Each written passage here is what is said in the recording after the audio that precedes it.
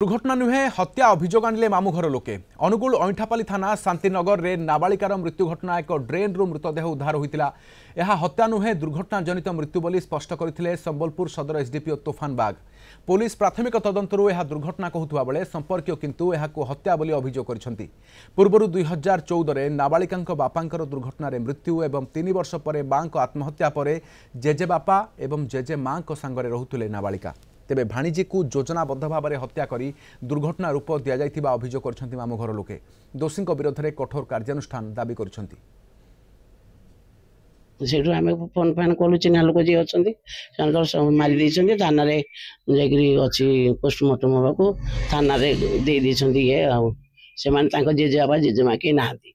जदि मो झियो मोरी मारी नाहती से माने मो झियो एक्सीडेंट रे मरला तेबे से जेजे बाबा जेजे मा के सामना को आसु नाहती कहीं थाना को जाऊ ना मुझे चाहूँ मोर न्याय दरकार जी मारी दोषी की दंड मिलू। जो एक्सीडेंट भी कहते से माने सेटा एक्सीडेंट जगह भी नुह घर एत पाखे जब एक्सीडेंट है घर लोक कुआड़े जाते से घर कहीं भी से जगह प्रेजेंट नहांती।